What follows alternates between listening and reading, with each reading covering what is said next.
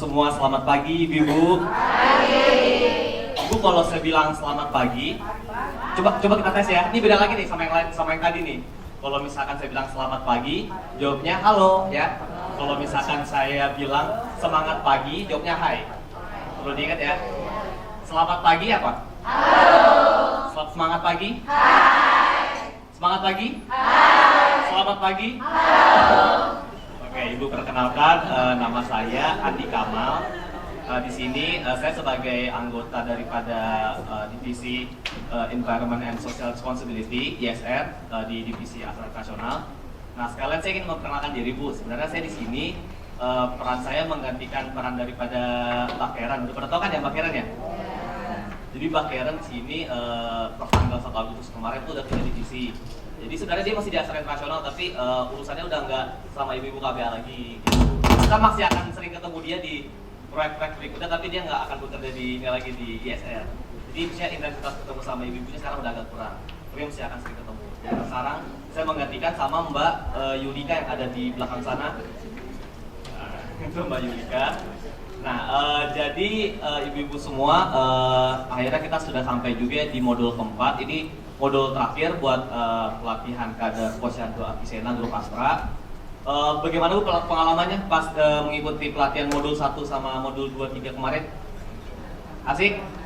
Asik. Modul 1 materinya apa ya, coba? Angkat tangan. Kalau ada yang masih ingat. Modul 1. Modul 1 ada yang masih ingat? Ayo angkat tangan aja. Nanti dapat hadiah. Hadiahnya ucapan terima kasih. Ini nggak ada yang inget, Neng? Wah, langsung. Tadi Bu? Bayi BGM. Coba. Wah, salah, bukan bayi BGM. Posbindu? Posbindu PTM. Dana sehat. Betul ya itu ya. Oh iya betul. Saya sebenarnya nggak tahu juga, tapi ngoreksi aja dari Poli. Jadi kalau misalkan sudah oke, berarti oke. Saya juga nggak masuk kan, jadi mancing aja. Kalau iya, dana sehat modul 2 dan 3. Yang sebelumnya tadi apa? Posbindu ya? Posbindu tadi. Posbindu 1. Posbindu 1. Kedua? Konseling. Ya. Yang ketiga apa? Yang ketiga apa? Badan sehat. Benar ya? Oh ya, nah sekarang kita udah sampai ke modul keempat. Modul keempat ini temanya tentang peran kader dalam mendukung 1000 hari pertama kehidupan. Nah, karena ini pelatihan terakhir juga, saya berharap semoga ibu-ibu semua mendapatkan manfaat daripada modul 1 sampai 4. Bermanfaat buat posyandunya juga, bermanfaat juga buat ibu-ibu sendiri, sama bermanfaat buat posyandu-posyandu di sekitarnya ibu. Nah, dan saya harap semoga kerjasama saya secara pribadi, Andi Kamal bersama ibu-ibu selalu terjalin erat ya. Jadi ibu nanti kedepannya masih akan sering lihat saya beberapa tahun ke depan dan kemungkinan kita masih akan sering intens datang ke KBA Ibu, ke posyandu ibu untuk melihat progres daripada posyandu dan KBA Ibu semua. Dan mungkin sekian dari saya. Terima kasih. Assalamualaikum. Terima kasih. Selamat pagi. Ini kayaknya ibu-ibu semua ya, kecuali yang panitia dengan ini tim Astranya nih, tim pelatih ya. Selamat pagi dan salam sejahtera untuk kita semua. Sesuai dengan surat undangan dari PT Astra dan juga penugasan dan kepentingan, maka saya hadir di sini untuk menyampaikan atau memberi gambaran tentang bagaimana permasalahan gizi di Indonesia pada saat ini dan bagaimana upaya-upaya penanggulangannya, baik dari pemerintah maupun yang kami harapkan juga dari lintas sektor, dari teman-teman dunia usaha yang pada saat ini sudah mengadakan CSR ini, dan juga tentunya terlebih dari ibu-ibu kader posyandu ya. Ya.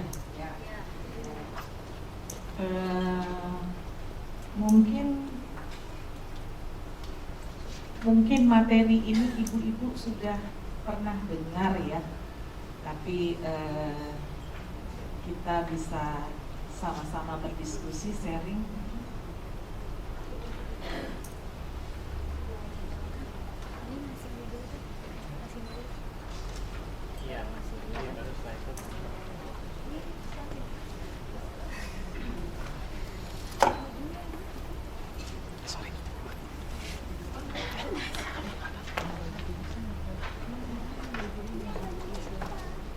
Jadi pada kali ini saya ingin menyampaikan tentang pencegahan dan penanggulangan permasalahan gizi di Indonesia.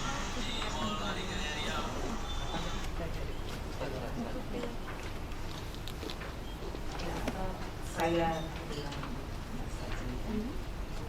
ya, yang tadi ada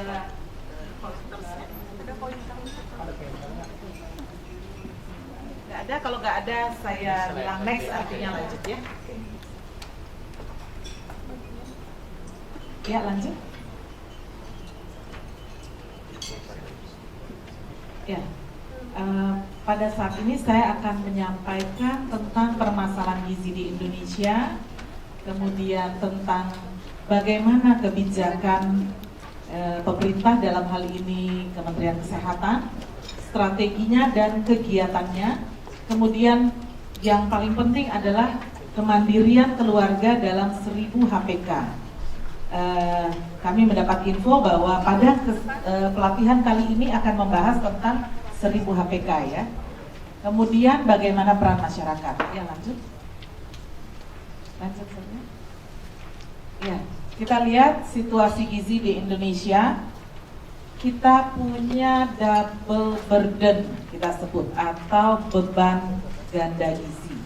Kenapa disebut beban ganda? Karena di satu sisi kita punya masalah kekurangan gizi, yaitu kurus. Ya, ini yang sering saya nggak tahu apakah ada di posyandu ibu-ibu. Kalau ada ini biasanya wartawan langsung heboh gitu ya. Kemudian yang stunting. Nah, stunting ini sekarang prioritas, tapi terkadang tidak kelihatan. Ya, sepertinya tidak menjadi masalah. Yang sering disorot adalah kalau dia kurus seperti yang di atas, ya, atau sering disebut gizi buruk ya. Kemudian masalah ketiga kekurangan gizi adalah anemia.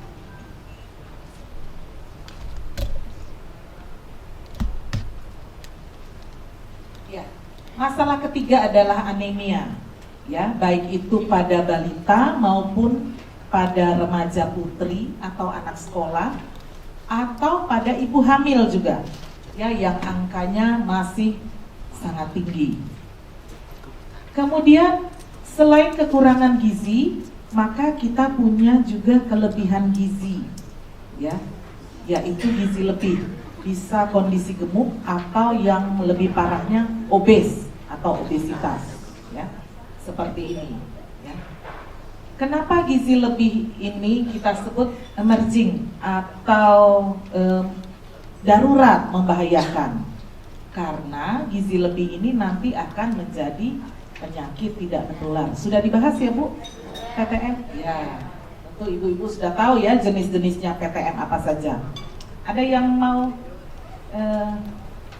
ya, sampaikan apa saja PTM? Salah satunya darah tinggi, yang paling gampang ya Bu ya.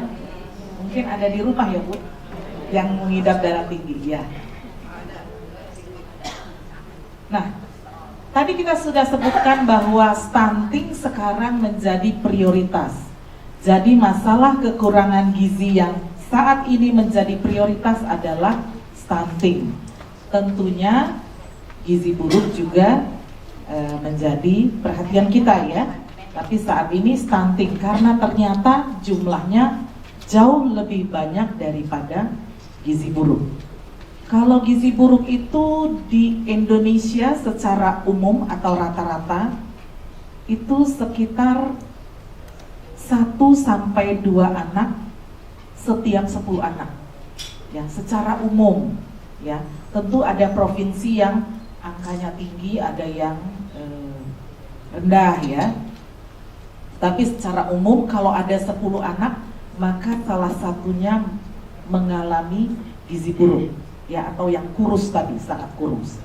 Tetapi kalau stunting angkanya lebih tinggi. Kalau ada 10 anak, maka sekitar 3-4 anak mengalami stunting. Ya, jadi sebenarnya lebih banyak masalahnya. Tetapi selama ini belum menjadi perhatian ya. Nanti kita lihat kenapa stunting ini menjadi perhatian ya. Nah, apa itu stunting? Ibu-ibu udah sering mendengar mungkin ya. Karena tidak hanya kesehatan sekarang yang bicara stunting, tapi teman-teman sektor lain, baik itu orang keuangan, orang pendidikan, atau dari teman-teman Kementerian Agama pun bicara tentang stunting sekarang. Karena ini menjadi perhatian kita semua. Jadi stunting adalah kondisi gagal tumbuh pada anak balita, ya, akibat kekurangan gizi dalam waktu lama, yaitu dalam masa 1000 HPK. 1000 HPK mulai dari saat hamil 9 bulan sampai berusia 2 tahun ya, atau disebut masa awal kehidupan, 1000 hari pertama kehidupan. Sehingga anak secara fisik kelihatan lebih pendek ya. Jadi kalau normal usia dia misalnya 1 tahun berapa, tapi dia lebih pendek ya. Itu tentu kita ketahui dari ukuran tinggi badan. Di posyandu ibu-ibu ada bisa mengukur tinggi badan? Sudah pernah dilatih pemantauan pertumbuhan? Ada yang sudah ya? Jadi untuk mengukur tinggi badan atau panjang badan itu membutuhkan keterampilan. Karena kalau beda 1 senti saja maka itu akan mempengaruhi hasilnya. Ya, sehingga harus hati-hati. Nah, jadi yang kelihatan adalah anak lebih pendek dibanding yang seharusnya seusia dia. Stunting ini disebabkan banyak hal atau multidimensi, sehingga penanganannya juga harus bersama-sama. Karena itu stunting ini sekarang penanganannya atau penanggulangannya dilakukan oleh semua sektor ya, termasuk dunia usaha yang saat ini melakukan kegiatan ini. Jadi kami juga sangat apresiasi untuk PT Astra Internasional yang telah ikut juga berperan dalam peningkatan kapasitas kader kesehatan kita ya. Nah, penyebabnya adalah yang pertama praktek pengasuhan yang tidak baik. Jadi anak itu diasuh atau diberi makan atau dilakukan perawatannya kurang baik. Kemudian kedua, terbatasnya layanan kesehatan. Apakah layanannya yang kurang atau masyarakat yang tidak datang atau tidak mengunjungi akses layanan tersebut ya, baik itu antenatal atau perawatan kehamilan, postnatal maupun pada saat anak usia dini ya. Kemudian yang ketiga penyebabnya adalah kurang akses ke makanan. Ini kemungkinan karena memang ekonominya ya, sehingga dia tidak bisa beli makanan, atau ketidaktahuan juga ya, apalagi di kota-kota besar lebih senang dengan yang instan ya. Anak bayi atau anak-anak kecil dikasih mungkin di bakso ya, nah bakso padahal isinya kita nggak tahu apa ya. Kemudian kadang-kadang kuah-kuahnya aja ya. Nah seperti itu ya. Jadi tidak mesti karena ekonomi yang tidak mampu, Kemudian yang keempat adalah kurangnya akses ke air bersih dan sanitasi. Kenapa air bersih juga berpengaruh? Ada yang tahu? Ibu-ibu?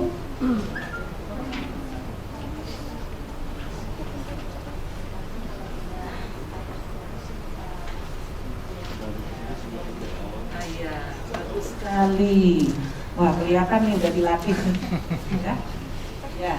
Jadi karena kalau air minumnya aksesnya tidak ada atau kurang bersih, maka bisa menimbulkan penyakit. Kalau dia sakit, maka biasanya kan nggak mau makan ya, apalagi anak-anak kecil ya, sudah nggak mau makan, tambah sakit, dia harusnya butuh nutrisi yang lebih kalau sakit, tapi malah tidak ya, sehingga kondisinya semakin tidak baik, turun, akhirnya gizinya menjadi kurang ya.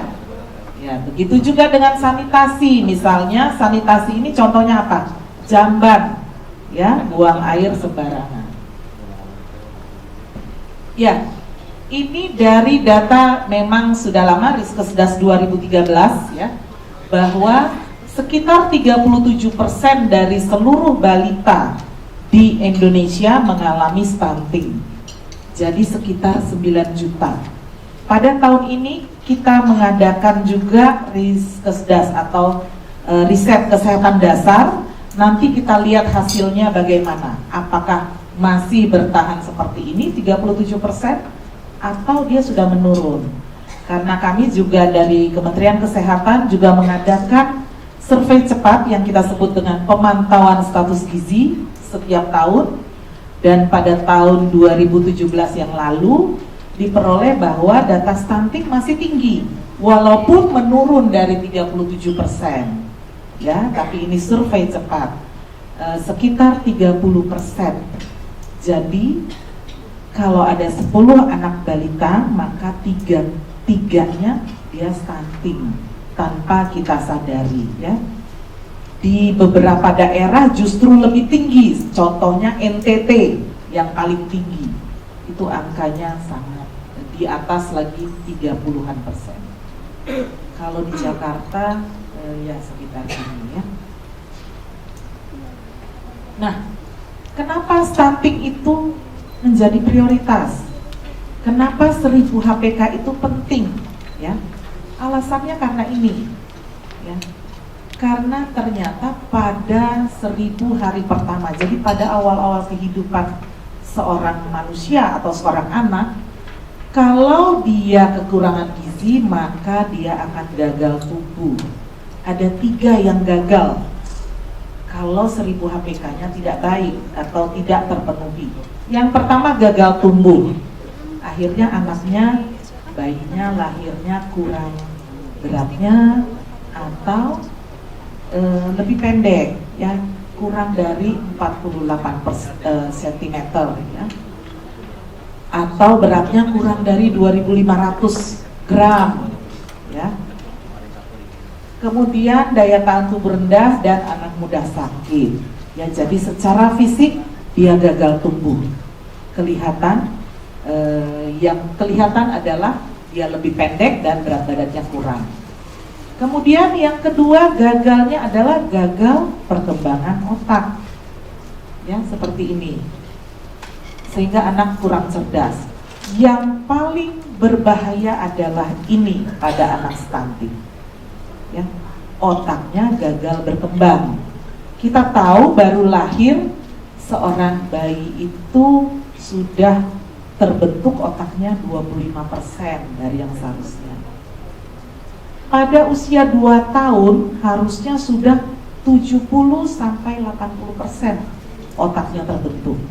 Kemudian pada 5 tahun 90%. Setelah 5 tahun itu relatif tidak berkembang lagi ya. Karena itulah sering disebut 1000 HPK ini masa atau periode emas ya. Karena disitulah perkembangan otak, terutama 2 tahun ya. Karena itu kita sangat mementingkan 1000 HPK. Kita kejar kesehatan maupun gizinya sampai usia 2 tahun supaya otaknya bisa berkembang dengan sempurna, supaya mencapai 70 sampai 80%. Jangan sampai dia kurang gizi atau kesehatannya sakit-sakitan sehingga otaknya hanya berkembang mungkin 40%, 50% ya. Sehingga dia setelah lewat 5 tahun tidak akan berkembang lagi. Kasihan anak tersebut ya. Kemudian gagal yang ketiga adalah gangguan metabolisme tubuh. Jadi fungsi-fungsi organ di tubuh mengalami gangguan sehingga dia setelah besar mudah untuk gemuk, mudah untuk kena PTM. Ya. Nah, 3 inilah yang merupakan bahaya kalau 1000 HPK-nya tidak baik. Sehingga 1000 HPK itu sangat penting untuk juga mencegah stunting. Ya, ini tadi yang saya sebutkan ya, perkembangan otak. Nah, apa dampaknya stunting selain itu? Jadi kalau kita lihat dari ada data dari World Bank Investing pada tahun 2016 ya, ternyata stunting berdampak pada kecerdasan. Ini bisa kelihatan dari tingkat kecerdasan anak Indonesia ya. Jadi ada pada tahun 2016 dinilai dari 65 ternyata Indonesia ke 64. Ini masih baru tahun 2016 ya. Jadi ya nomor 2 dari bawah ya Bu. Kalau Singapura nomor 2 dari atas ya. Ya, seperti kita tahu memang Singapura memang sangat baik di dalam sumber dayanya. Vietnam saja ke-17 ya. Thailand 50, Indonesia lebih di bawah lagi. Ya, jadi inilah yang harus kita perbaiki. Kita perbaiki sama-sama. Ya. Dan memperbaikinya tidak dengan hal yang muluk-muluk. Ibu-ibu kader kesehatan di sinilah yang bisa menjadi ujung tombak untuk merubah ini. Ya. Gak mesti menteri atau pejabat-pejabat Bu. Yang penting ya ibu-ibu di masyarakat, di bawah. Ya. Kalau kami di kementerian hanya membuat regulasi, membuat aturan-aturan ya, kemudian membuat standar-standar. Tapi yang lebih penting untuk implementasinya adalah ibu-ibu. Karena itu saya lebih senang kalau disuruh ketemu dengan ibu kader atau ke puskesmas ya. Karena saya tahu bahwa pentingnya adalah di ujung tombak puskesmas maupun posyandu. Nah, kalau secara ekonomi, jadi ahli-ahli ekonomi sudah menghitung-hitung dampak dari stunting, ternyata menimbulkan kerugian ekonomi negara juga. Ya kita nggak ngerti lah gimana cara ngitungnya ya Bu. Orang-orang pinter ekonomi ya yang menghitung ini, ternyata kerugiannya itu bisa sampai 300 triliun per tahun. Makin banyak utang ya Bu. Sedangkan anggaran kita aja hanya berapa ribu ya. Jadi ini 10%-nya kita bayangkan ya. Dan ternyata investasi menurunkan stunting memberikan keuntungan 48 kali. Nah, melihat semua dampak dan penyebab dari stunting, ternyata stunting bisa dicegah. Ya, cara mencegahnya apa? Hanya 2, kesehatan yang baik dan gizi yang cukup pada 1000 HPK. Ini adalah 2 kunci untuk bisa mencegah stunting. Jadi 1000 HPK yang optimal, gizi yang tepat, cukup dan baik, ditambah dengan pencegahan penyakit supaya tidak sakit, maka tumbuh kembang anak akan optimal, akan baik, dan itu bisa mencegah stunting. Anak-anak terbebas stunting. Pencegahan penyakitnya apa, Bu? Imunisasi, ya. Kemudian juga kebersihan, ya, pola asuh yang baik, ya, supaya anak-anak tercegah atau terhindar dari penyakit. Ya, bagaimana kebijakan? Pemerintah telah mempunyai prioritas pembangunan kesehatan. Jadi kalau kita lihat pemerintah negara kita, ya, bahwa ada program-program yang menjadi nawacita, ya, oleh Bapak Presiden kita. Salah satunya adalah program Indonesia Sehat. Nah, dalam program Indonesia Sehat ini, maka yang menjadi prioritas pembangunan kesehatan adalah ini. Salah satunya adalah perbaikan gizi, khususnya stunting. Jadi perbaikan gizi atau penanggulangan stunting adalah salah satu program prioritas atau program nasional pemerintah. Kemudian yang kedua, menurunkan AKI, angka kematian ibu dan angka kematian bayi, termasuk imunisasi. Ketiga, pengendalian penyakit tidak menular, terutama hipertensi, DM, obesitas, dan kanker. Yang keempat adalah pengendalian penyakit menular, yaitu TBC terutama menjadi prioritas, ya. Kemudian HIV dan malaria. Kesemua prioritas program ini, maka kita lakukan upaya melalui pendekatan keluarga dan germas. Mungkin semua udah tahu ya, germas, ya. Ya, gerakan masyarakat hidup sehat. Kemudian pendekatan keluarga adalah, ada yang tahu? Pendekatan keluarga adalah metode. Jadi pendekatan keluarga dilakukan oleh teman-teman di puskesmas atau tenaga kesehatan untuk turun ke keluarga, mendekati keluarga, datang ke rumah, ya. Jadi seharusnya orang puskesmas atau tenaga kesehatan di puskesmas tidak lagi hanya di puskesmas, tapi harus turun ke lapangan. Tidak hanya ke posyandu, tapi ke rumah-rumah, ya. Kemudian kalau germas adalah yang kita lakukan bersama, ya. Jadi termasuk juga saat ini merupakan juga salah satu germas, gerakan masyarakat hidup sehat, ya, di mana teman-teman di luar sektor kesehatan, apakah itu sektor lain atau dunia usaha atau media, ya, ataupun teman-teman dari organisasi masyarakat melakukan kegiatan untuk kesehatan. Ya, ini salah satu pesan Bapak Presiden Joko Widodo pada tahun lalu pada rapat kerja kesehatan nasional, Rakerkesnas kita, bahwa seharusnya tidak ada lagi yang namanya gizi buruk, tidak ada lagi yang namanya kekurangan gizi, karena negara kita sebenarnya sudah negara berpendapatan menengah, ya. Jadi sekarang tinggal bagaimana kita melakukan upaya-upaya untuk mengurangi masalah gizi ini, karena biar bagaimanapun gizi buruk kalau memang disertai, biasanya kan gizi buruk dengan penyakit, ya Bu, ya.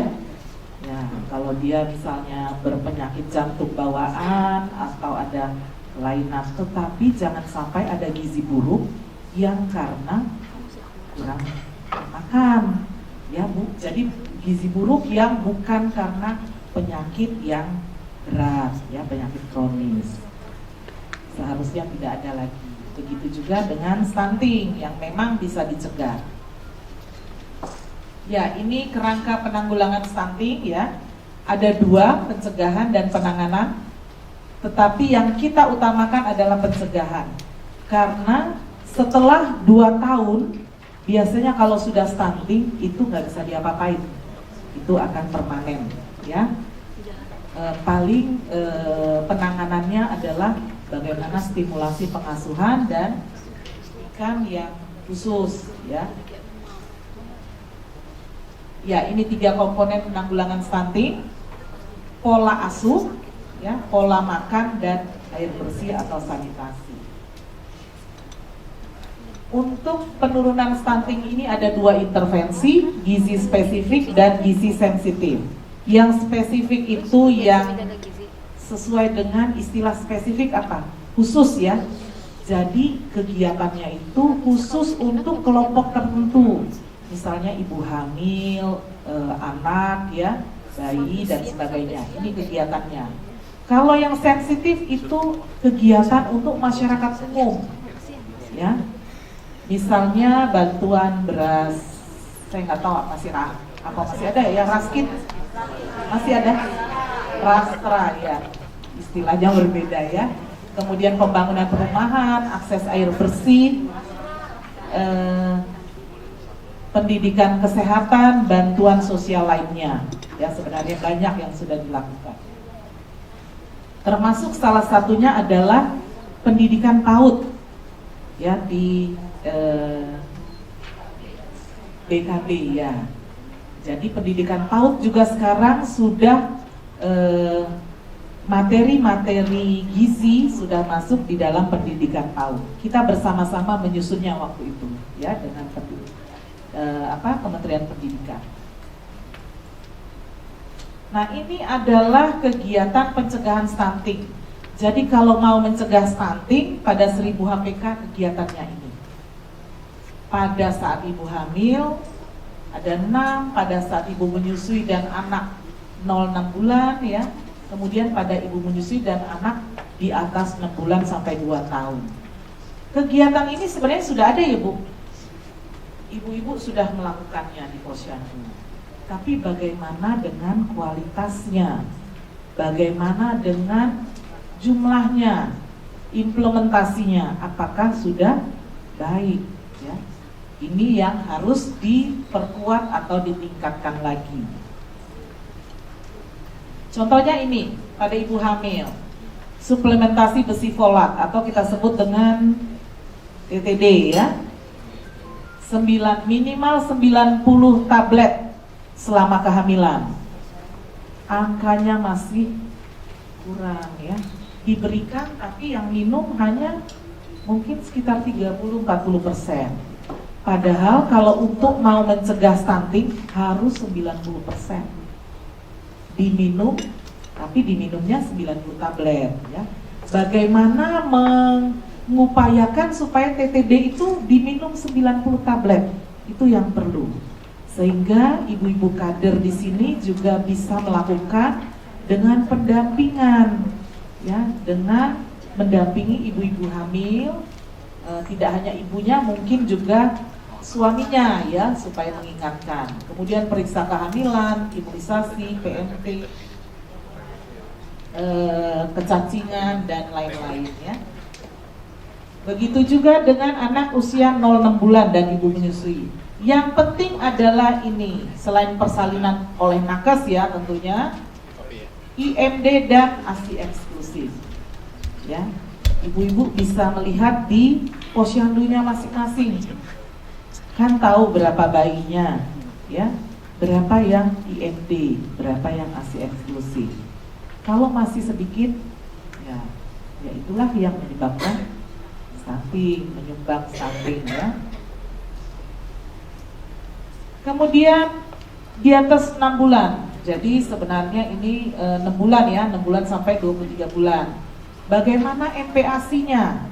Jadi sekarang program kita ada yang namanya paket tunai, bantuan tunai.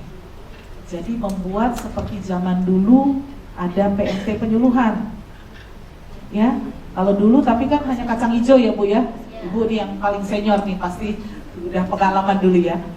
Nah, jadi seperti itu Bu. Kita membuat makanan semacam makanan tambahan, tapi bukan biskuit, tapi dari makanan lokal, dimasak, diberikan kepada baik ibu hamil maupun balita. Ya, jadi ini yang harus dikembangkan ya. Apakah dengan dana desa? Sekarang dana desa kan besar ya Bu ya. Ya, ibu-ibu kader mungkin yang tahu Pak Kepala Desanya ya. Jadi dalam menyusun kegiatan-kegiatan yang menggunakan dana desa bisa dikembangkan. Kemudian yang penting selain MPASI adalah imunisasi dan vitamin A dan pemantauan pertumbuhan setiap bulan. Jangan lupa kalau anak sakit, 1 kali aja dia datang ada sakit atau beratnya tidak naik, tolong dirujuk ya. Jangan hanya di konseling atau di penyuluhan di posyandu, rujuk sebelum dia beratnya semakin menurun ya. Nah, ini berdasarkan referensi atau secara ilmiah bahwa kalau mau mengurangi stunting sebesar 20%, yang ini semua kegiatan ini harus 90% atau ya harus hampir seluruhnya bisa melakukan ini. Misalnya ASI ya, ASI eksklusif. Gimana supaya 90%? Susah ya? Susah Bu?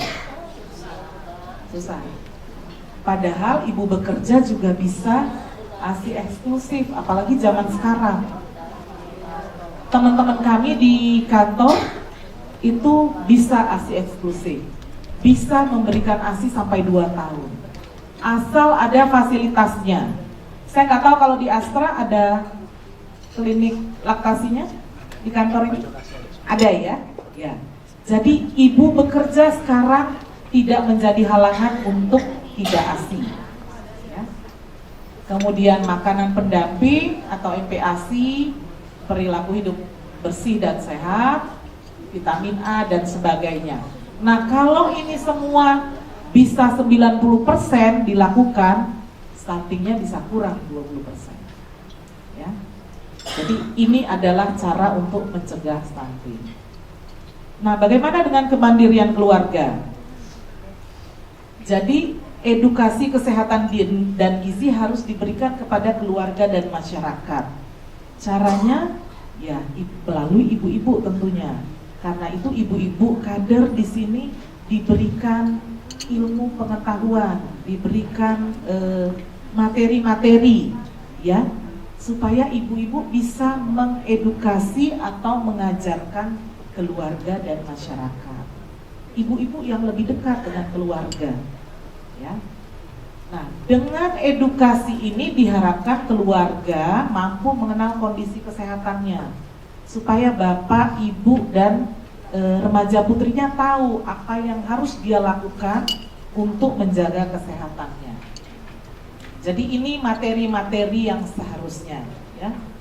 Jadi ibu-ibu diharapkan mempunyai materi-materi ini supaya bisa ngajarin ke keluarga maupun masyarakat, bisa melakukan penyuluhan di posyandu atau saat kadang-kadang ada arisan ya, jadi bisa penyuluhan ya kelompok kecil ya. Jadi diharapkan ini materinya. Nah, ini saya menyampaikan beberapa yang harus diketahui oleh seorang ayah ya untuk 1000 HPK. Misalnya ayah itu harus dia mengetahui juga bagaimana konsumsi makanan bergizi, menjaga kesehatan. Terus kalau dia punya anak harus dibawa ke posyandu. Kalau dia punya istri yang hamil, dia harus bisa mendukung istrinya untuk kehamilan sehat. Apa saja kehamilan sehat? Harus makan PPT ya setiap hari dan pada malam hari ya. Kemudian harus mendukung atau memberikan makanan nutrisi yang sehat bagi ibunya. Kalau selama ini yang enak-enak prioritas bapaknya, maka kalau istrinya hamil harusnya ke istrinya untuk anak dalam kandungan ya. Jadi yang seperti ini ya. Kemudian juga mendukung memberikan ASI dan sebagainya. Nah, ini isi piringku. nanti ada ini yang baru ya, sebagai ganti 4 sehat 5 sempurna. Ya, jadi kita tidak bicara 4 sehat 5 sempurna lagi. Karena kalau 4 sehat 5 sempurna yang penting ada 4 macam udah sehat. Padahal tidak. Kalau jumlahnya nggak cukup ya nggak sehat juga ya. Kemudian kalau ada yang kelima susu sempurna pasti sehat, ya nggak juga ya. Karena tidak harus dengan susu menjadi sempurna. Susu itu adalah sumber protein, bisa diganti yang lain. Susu boleh, tapi tidak ada, tanpa susu juga bisa sehat atau sempurna ya. Nah ini dia isi piringku. Jadi sekali makan harus begini ya. Jadi separuhnya makanan pokok dan lauk, separuhnya lagi sayur dan buah. Nanti mungkin bisa ada videonya, nanti bisa ditayangkan. Ya ini peran ibu, ya sama. Bagaimana seorang ibu menjaga dan memastikan misalnya makanan bergizi, anaknya bisa ditimbang, dipantau, kemudian mendapat pendidikan yang baik, anaknya memberikan ASI ya eksklusif 6 bulan, dan bagaimana hidup bersih. Nah khusus untuk remaja putri, keluarga yang punya remaja putri, maka ayah dan ibunya juga harus mendukung untuk pemberian tablet tambah darah ya, TTD ya, di sekolah. Jadi memotivasi anaknya. Nah ini anjurannya, jadi 1 tablet seminggu sekali. Kemudian jangan diminum dengan teh, kopi, atau susu karena bisa mengurangi penyerapannya ya. Kemudian diminum setelah makan, jangan perut kosong. Kalau perut kosong dia minum nanti malah bisa mual atau malah muntah ya.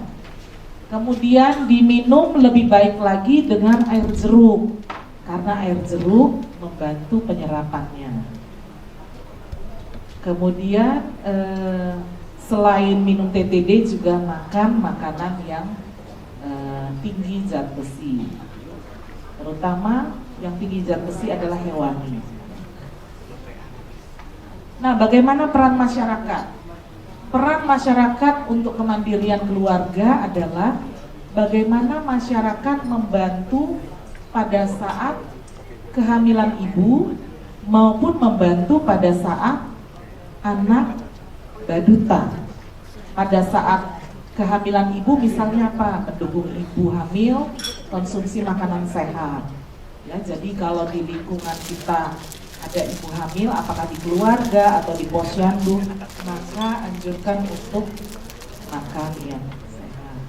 Sebenarnya makan ini tidak mesti mahal ya. Ada protein-protein yang juga bisa diperoleh tergantung daerahnya ya. Misalnya telur, yang paling mudah telur ya. Tetapi tempe ya. Tetapi memang untuk supaya tidak anemi, yang lebih tinggi zat besinya adalah protein hewani. Jadi ibu hamil sebaiknya memakan ya, selain tempe, tahu dan sebagainya, kacang-kacangan juga jangan lupa protein hewani ya, ikan ya. Kemudian jangan lupa ingatkan ibu hamil periksa kehamilan ya, ke tenaga kesehatan, ingatkan minum TTD, kemudian sediakan transportasi.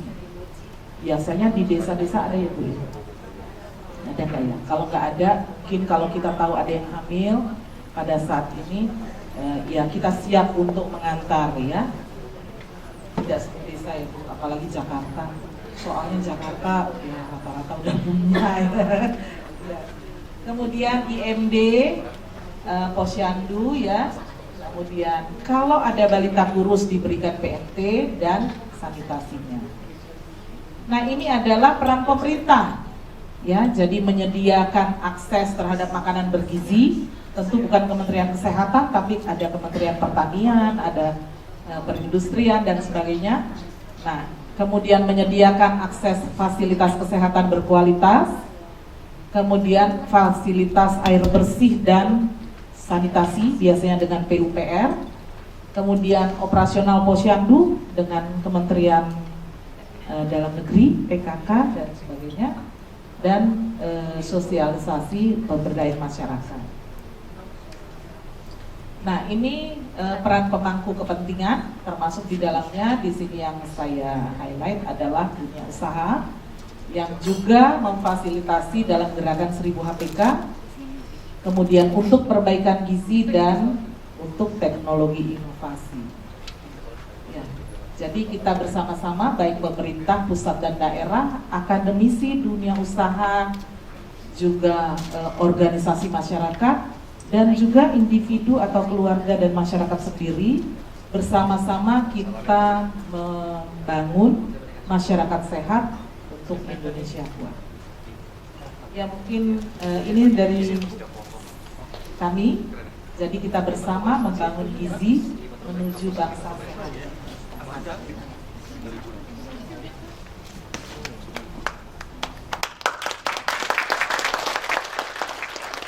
Cek.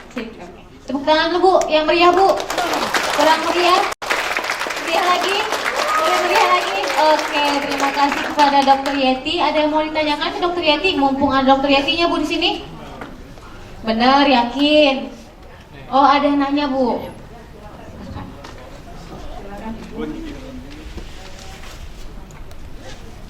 Saya Ibu Jumiati dari Depok. Yang akan saya tanyakan, kebetulan ini ada di sekeliling saya, tangga istilahnya gitu Bu ya.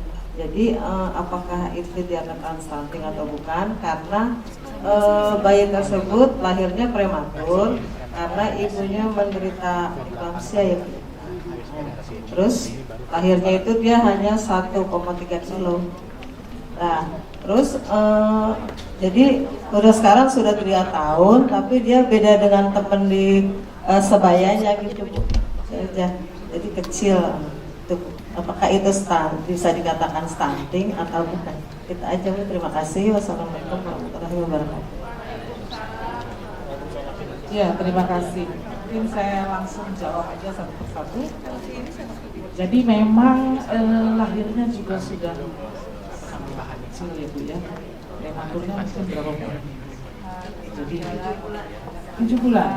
Oh, berarti memang perkembangannya di dalam kandungan juga sangat terganggu ya, sehingga sampai 1,3 sudah 7 bulan.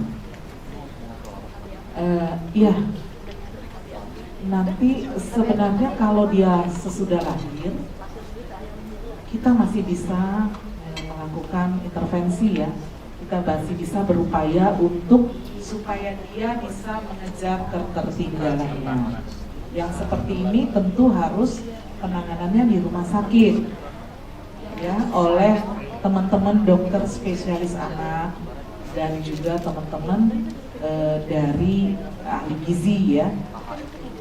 Tetapi mungkin karena sangat rendah ya beratnya, sehingga agak sulit mengejarnya.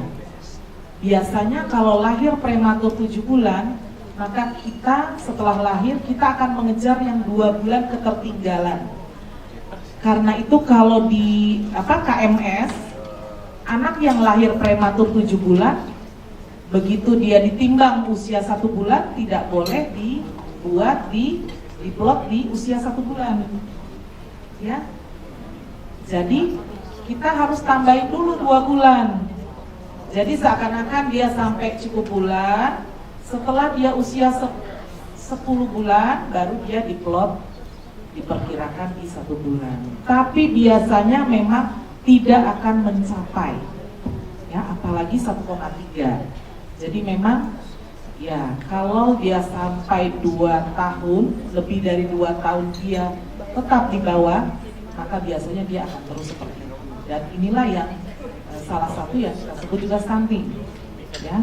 Jadi stunting itu pendek, lebih pendek dari yang seharusnya karena kekurangan gizi ya, bukan karena kelainan bawaan atau cacat atau keturunan ya. Jadi kalau yang pelawak-pelawak yang pendek itu itu sebenarnya bukan stunting karena dia memang ada kelainan bawaan genetik, ya. Contohnya juga ada juga yang pendek tapi pinter, ya.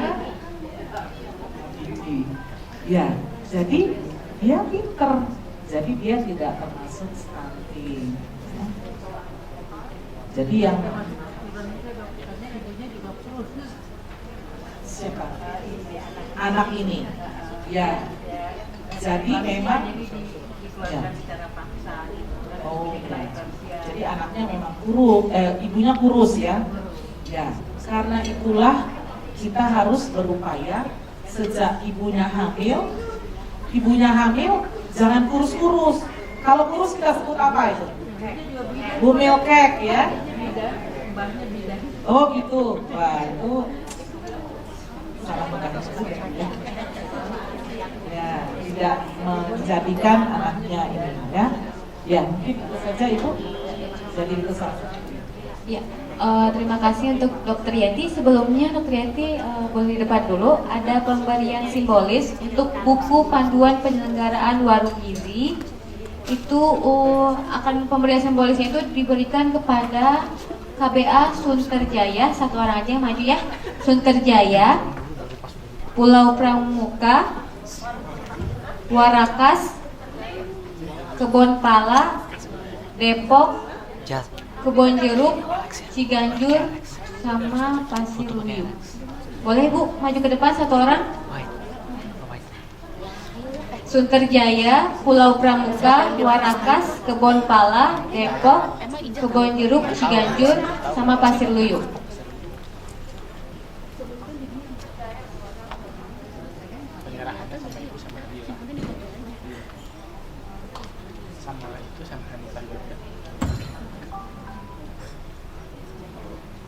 Ya, ini boleh langsung diberikan kepada Ibu Kader. Iya, dari Ibu Yeti. Sama Hanifah. Enggak apa-apa. Dengan Bapak Kamal boleh ke depan nanti untuk foto bersama. Dan Mbak Hanifah. Silakan Mbak. Langsung ganti-gantian. Jadi Ibu dulu, Mbak Hanifah. Bapak Kamal. Enggak. Kata nusuk. Tadi udah nusuk.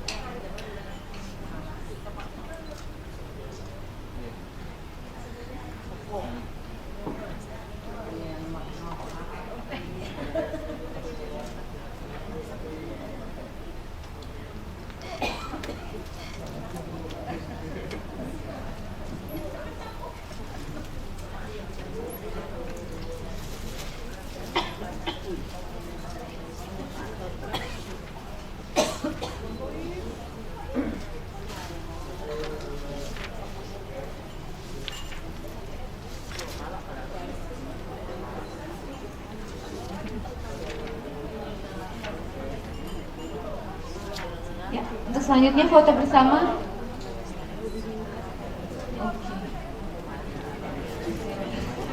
Perwakilan dari Pasir Luyo Pak.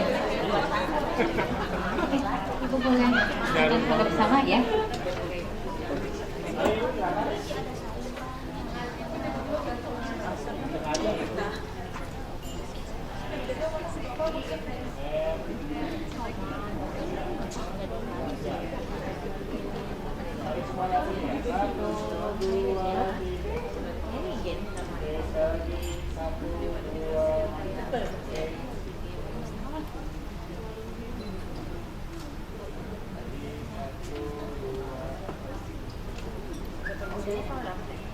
Oke, terima kasih kepada Ibu Kader. Untuk selanjutnya ada pemberian cindera mata untuk Dokter Yeti yang akan diberikan oleh Bapak Kamal. Silakan Ibu di depan. Tukang fotonya? Tukang foto. Tukang foto Bu. Tukang foto.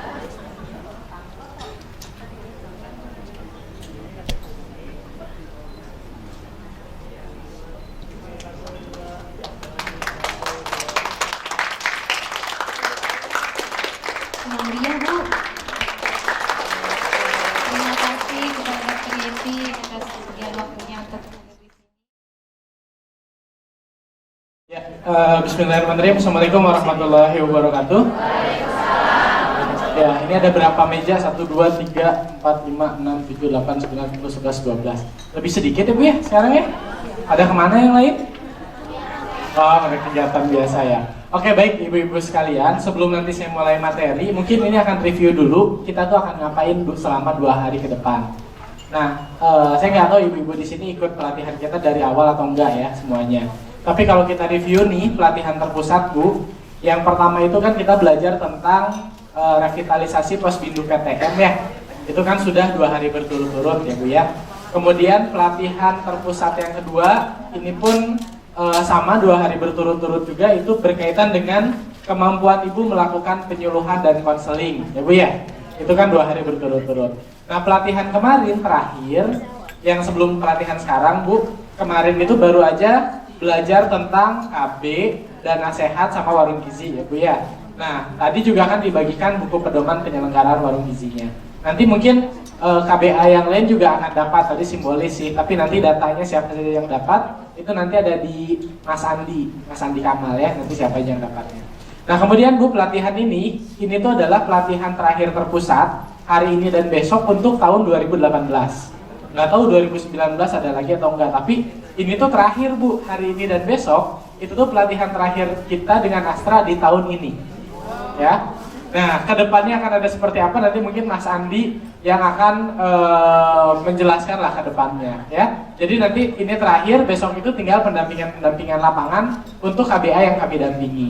Nah, pelatihan terakhir ini bicara tentang apa? Bicaranya tentang 1000 hari pertama kehidupan Bu. Ya, terutama masalah gizinya, pemeliharaan kesehatan pada kehamilannya dan lain sebagainya lah. Jadi di materi terakhir ini kita fokus di pengendalian 1000 hari pertama kehidupan. Kenapa? Karena tadi kan Dr. Yeti juga bilang kan, kalau kita menaruh investasi pada 1000 hari pertama kehidupan, itu tuh kan nilai ekonominya sangat besar ya. Tadi disampaikan kan gitu. Nah makanya dalam 2 hari ini kita akan banyak belajar tentang itu Bu ya. Hari pertama ini kita akan bicara lagi, mungkin mereview tentang gizi di 1000 hari pertama kehidupan. Kita akan bicara tentang layanan ketika kehamilan yang harus dilakukan ibu itu apa saja sih untuk mendukung optimalisasi 1000 hari kehidupan, pemberian makanan yang baik pada anak dan balita itu seperti apa, sampai ke stimulasi tumbuh kembang, itu hari ini. Nah besok kita akan bicara juga tentang bagaimana membangun perilaku makan anak, dari secara psikologi itu seperti apa sih membangun perilaku makan anak yang baik.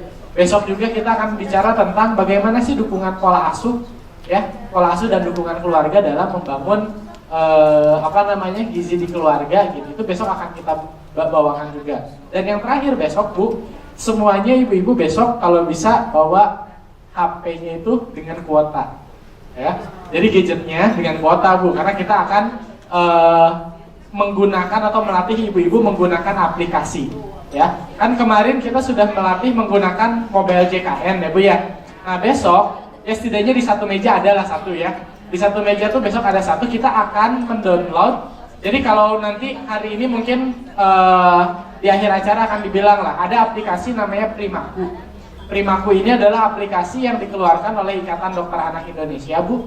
Di aplikasi itu isinya itu tuh bisa memantau tumbuh kembang anak. Dan itu tuh kalau biasa ibu-ibu cuma ibu-ibu tuh harus melakukan plotting ya kalau di KMS atau di buku KIA. Kalau ini tinggal masukin data tinggi badan, berat badan, lingkar kepala gitu ya. Itu grafiknya langsung kebikin sendiri sama si aplikasi itu dan ketahuan ini tuh gizinya baik, kurang, buruk, pendek atau enggak gitu. Udah canggih Bu.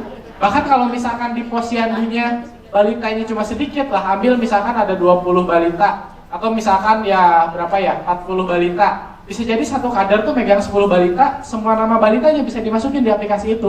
Dan itu tuh ada gambarnya ke-track dari pertama kali dia pemeriksaan sampai seterusnya. Itu luar biasa Bu, bagusnya lah. Jadi nanti itu akan dilatih ibu-ibu menggunakan itu.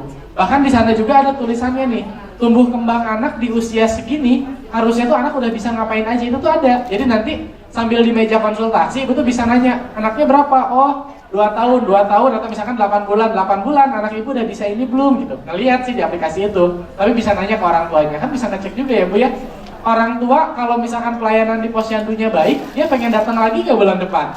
Pengen dong. Bahkan si orang tuanya ibu ajarin, Bu, download deh aplikasi ini. Dia juga jadi punya catatan tentang anaknya. Nah itu yang akan diajarkan Bu ya, besok gitu. kita akan mengajarkan itu sekaligus latihan soalnya. Nah jadi harapannya Bu, salah satu keunggulannya Posyandu Binaan Astra, kenapa sih dari kemarin tim kita mengajarkan ibu-ibu tuh untuk bisa pakai aplikasi? Supaya apa? Supaya bisa jadi ciri khasnya Posyandu Binaan Astra itu tuh posyandu digital. Kenapa posyandu digital? Karena kita udah masuk ke aplikasi gitu, dan itu kan memudahkan kerja ibu-ibu dan juga orang tua sendiri gitu ya, untuk membantu mereka dalam memonitor tumbuh kembang anaknya. Jadi seperti itu Bu gambarannya. Jadi besok itu adalah pelatihan terakhir. Setelah itu mungkin ya kita akan ketemu lagi tahun depan kalau memang masih ada materi pelatihan lainnya gitu. Tapi kalaupun misalkan ada pelatihan yang sama, ya pasti orangnya beda lagi kayak ibu-ibu semua yang hadir sekarang. Karena kan pasti digilir dong dengan kampung berseri astra lainnya. Nah tapi untuk ibu-ibu sekarang, ya paket pelatihannya untuk yang terpusat hari ini dan besok adalah terakhir. Ya, jadi gambarannya seperti itu. Bu, ada pertanyaan nggak untuk pelatihan kita hari ini dan besok? Atau pelatihan sebelum-sebelumnya? Nggak ada, kalau nggak ada mungkin seperti itu. Tapi untuk 8 KBA yang langsung dibina sama PT Astra Internasional, kita mungkin setelah ini akan ada kunjungan-kunjungan lapangan. Kunjungan lapangan untuk apa? Yang pertama, kemarin kan udah nih dilakukan kunjungan terkait ngecek Posbindunya seperti apa. Nah nanti kita ada 1 kali lagi kunjungan ke Posbindu untuk menilai Posbindunya tuh udah naik kelas atau belum. Itu yang pertama. Dan yang kedua, kita juga akan melakukan kunjungan ngelihat posyandunya. Posyandunya tuh udah lebih bagus nggak dari yang sebelumnya? Bener nggak ada konseling di meja kesekian gitu? Bener nggak kadernya udah bisa gunain aplikasi digital itu gitu? Jadi untuk 8 KBA binaan Astra nanti kita akan ada 2 kali kunjungan lapangan lagi setelah ini ya. Dan khusus Sunter, mana Sunter ada Sunter? Nah khusus Sunter itu nanti akan ada tambahan materi lagi terkait penyelenggaraan warung gizi. Nanti di Sunter Bu akan ada pelatihan pengelolaan makanan sehat. Jadi ada apa? Praktek masak lah. Nah nanti pun rencananya KBA lain pun ketika itu memungkinkan akan diundang. Jadi nanti pelatihan terpusatnya di Sunter ngomongin masalah pengolahan makanan. Itu ada Bu sekali lagi pelatihan terpusat di Sunter. Nah setelah itu di Sunter selain ada pendampingan Posyandu dan Pospindunya, ada juga pendampingan warung gizinya. Ya, jadi biar si anak-anak yang kemarin Ibu laporin gizinya bermasalah itu nanti tahun depan itu udah ada progres yang lebih baik. Ya, mungkin seperti itu Bu gambaran pelatihan kita untuk 2 hari ini. Dan ya mungkin bisa dikatakan juga pelatihan hari ini dan besok adalah pelatihan terakhir terpusat di tahun 2018 ya. Mungkin itu yang bisa saya sampaikan hari ini Bu. Mungkin nanti akan ketemu saya lagi di materi pertama setelah ibu-ibu pretest ya. Ya terima kasih. Assalamualaikum warahmatullahi wabarakatuh. Assalamualaikum warahmatullahi wabarakatuh. Belum ngantuk kan Bu ya? Jangan ya Bu ya, karena kita hari ini tuh full materi, ada 4 materi ya, plus 5 tadi mungkin yang dari Dr. Yeti. Nah Bu, sebenarnya yang saya sampaikan itu sedikit banyak mungkin beririsan dengan yang disampaikan oleh Ibu Yeti tadi. Nah mungkin nanti di materi saya akan banyak pendalamannya dari dunia kedokterannya gitu. Kenapa sih bisa seperti itu dan sebagainya, nah, ya gambarannya seperti itu. Nah Bu, intinya hari ini saya akan coba menjelaskan kenapa sih 1000 hari pertama kehidupan ini tuh begitu penting gitu. Dan salah satu elemen penting yang harus ibu-ibu intervensi adalah masalah gizinya. Ini gambar di depannya itu sebagai gambaran Bu. Jadi kalau ngomongin 1000 hari pertama kehidupan Bu, itu tuh ngomongin dari fase ini sampai fase ini. Artinya apa sih? 1000 hari pertama kehidupan adalah dimana hari pertama kandungan. Jadi hari pertama orang itu hamil gitu ya, ibu-ibu hamil mengandung, itu tuh masuk ke masa 1000 hari pertama kehidupan.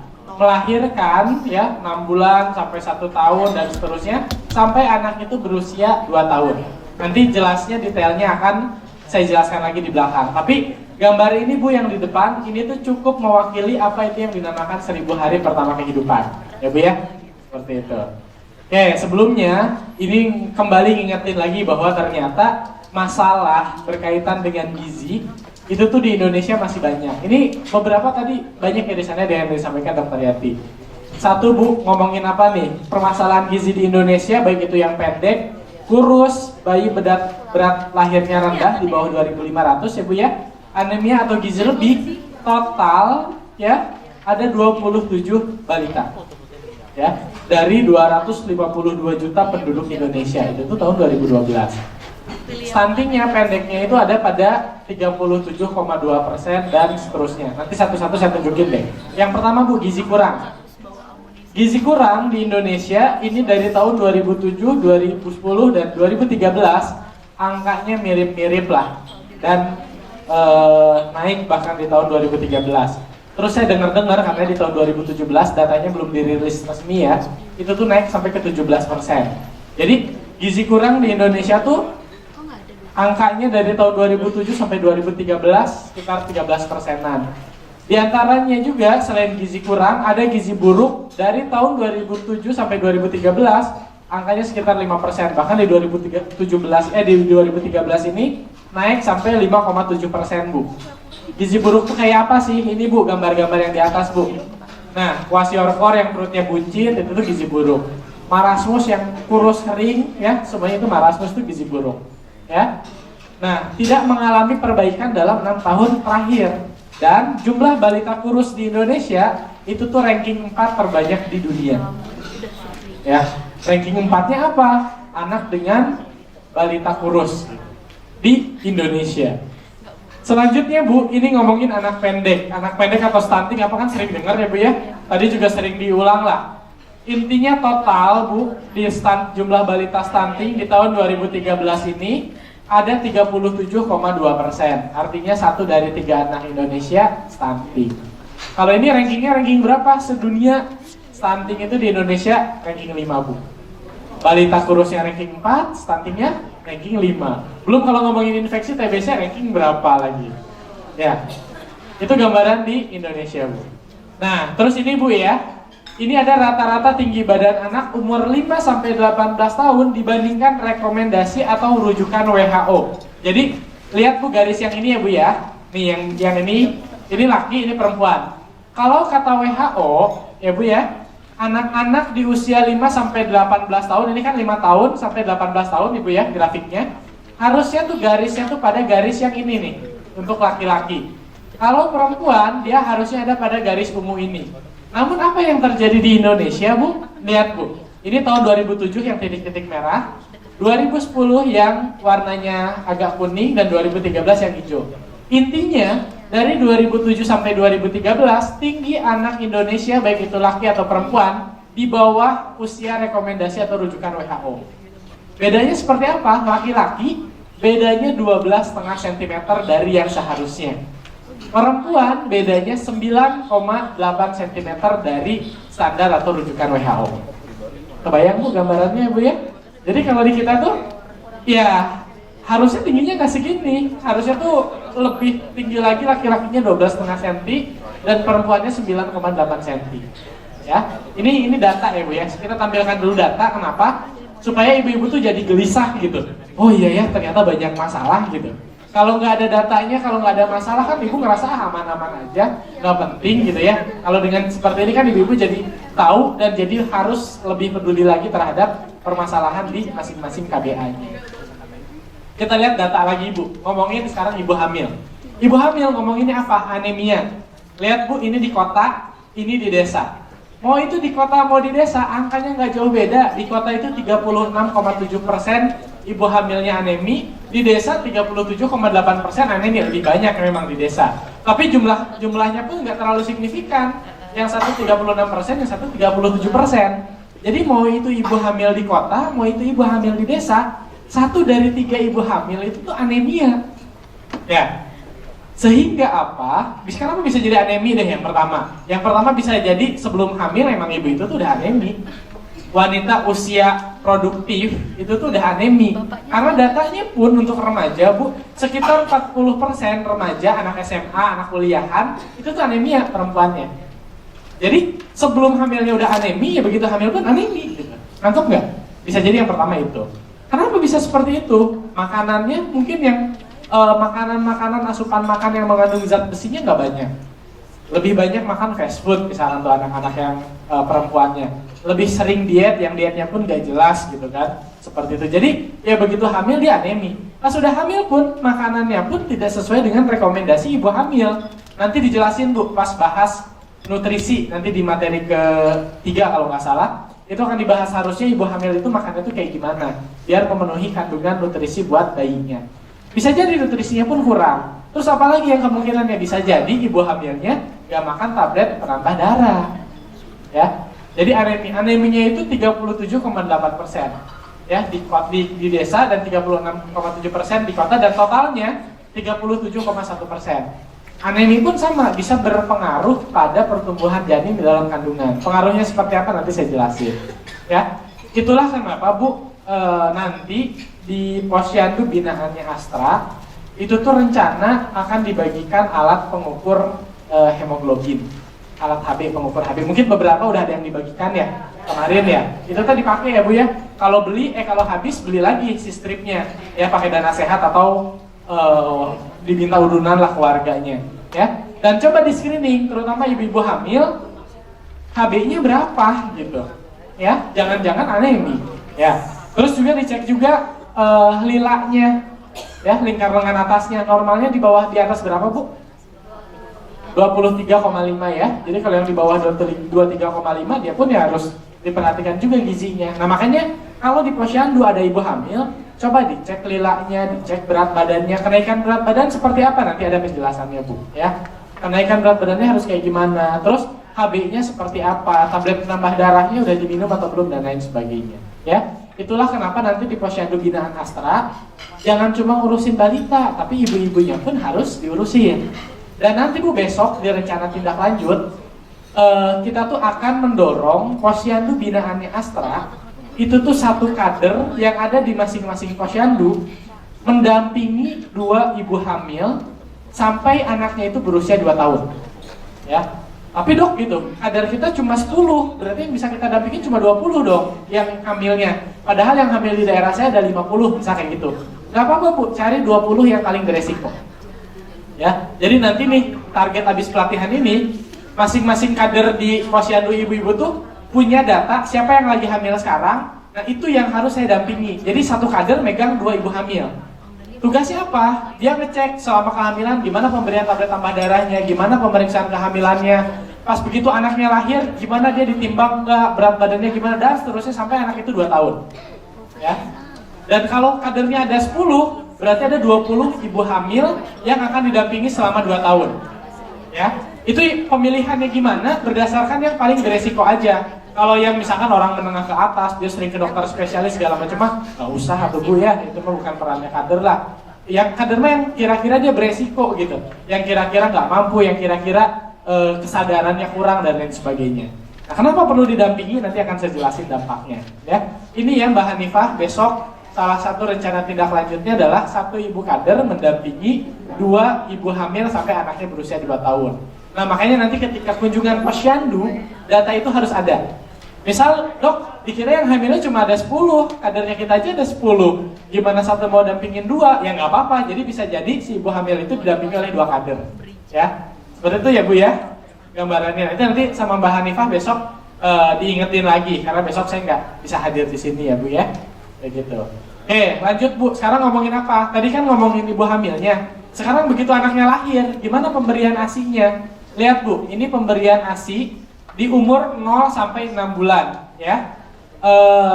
Dari pemberian ASI dari umur 0 sampai 6 bulan ini, total cakupan pemberian ASI ini kurang lebihnya, apalagi di akhir di masa 6 bulan ini, hanya 30,2%. Ya, jadi anak yang dikasih ASI itu di Indonesia cuma 1/3 yang dikasih ASI eksklusif ya Bu ya ini ya. Jadi cuma 30% gitu, 70%-nya itu tuh mereka tidak menyusui secara eksklusif. Kenapa sih nggak ASI eksklusif? Banyak Bu faktornya, diantaranya, aduh dok, saya kan kerja nih, susah gitu. Itu kan padahal ada caranya, ada yang namanya ASI perah ya sekarang. Terus dok, ASI-nya nggak keluar, padahal itu bisa didorong, karena kalau misalkan ibunya ASI nggak keluar, dibiarin ya tambah nggak keluar. Kayak gitu, jadi itu terus didorong, distimulasi. Atau apalagi biasanya, dukungan keluarga yang kurang ya. Contohnya kenapa orang tua, baik itu ibu atau mertua atau suami, ketika anaknya rewel seperti yang sering saya bilang, kasih dibilang itu anaknya lapar, kasih aja pisang, kasih aja nasi, padahal baru 4 bulan atau 5 bulan. Ya ibu biasanya sebagai kaum yang di nomor 2 kan gitu, pasti ya nurut-nurut aja ya. Dia suka nggak berani dia kan nolak mertua, nolak perintah suami gitu. Jadi ya akhirnya anaknya dikasih. Jadi faktor kenapa ASI ini nggak eksklusif, cuma 30,2% doang yang eksklusifnya, banyak faktornya Bu. Dan itu harus ditanggulangi bersama oleh ibu-ibu kader sebagai salah satu ujung tombaknya. Ya. Jadi ya kenapa sih datanya seperti itu? Karena ya dari awal dia hamil sampai anaknya lahir, ternyata data-data di kita memang menunjang ke ranking-ranking atas masalah gizi di Indonesia. Sampai sini nangkep ya Bu ya permasalahan gizinya. Nah, ngomongin 1000 hari pertama kehidupan, itu tuh dari mulai kapan nih Bu? Dari pembuahan ya, dari pembuahan, dari mulai ovum bertemu dengan sperma, kemudian jadi janin dan seterusnya. Jadi hari 0 itu tuh ketika hari pembuahan antara ovum dan sperma ini untuk kemudian menjadi bakal janin, ya. Kemudian berlanjut ya Bu ya, dari 9 bulan, 6 bulan, 3 bulan, 2 bulan dan sampai akhirnya lahir. Ya, lahir kemudian dia besar sampai ke usia 2 tahun atau kurang lebihnya gambarannya kayak gini, ya. 1000 hari pertama kehidupan ini adalah dari masa kehamilan sampai usia 2 tahun. Kehamilan tuh kapan? Masa janin 9 bulan dalam kandungan atau 270 hari. Ya, 270 hari itu adalah masa anak dalam kandungan. Dan 2 tahun pertama anak setelah dilahirkan, ini 730 hari. Jadi kenapa dinamakan 1000 hari pertama kehidupan? Karena ada 270 hari dalam kandungan ditambah 730 hari dalam atau di luar kandungannya gitu. Atau gampangnya dari mulai hamil sampai anak itu usia 2 tahun. Ya, seperti itu. Kenapa 1000 hari pertama kehidupan jadi jendela kritis pertumbuhan dan perkembangan? Lihat Bu, 8 minggu pertama yang di kotak hijau ini tuh sejak pertama kali pembuahan terjadi pembentukan semua cikal bakal organ tubuh. Jadi tuh di 8, ini ada yang nggak ada di slide kan? Sengaja Bu, biar Ibu merhatiin. Ya, jadi 8 minggu pertama sejak pembuahan terjadi itu tuh ini tuh pembentukan cikal bakal organ tubuh. Dan perkembangan pentingnya organ ini berlanjut sampai 2 tahun pertama kehidupan. Bagaimana perkembangannya? Nanti akan dijelaskan.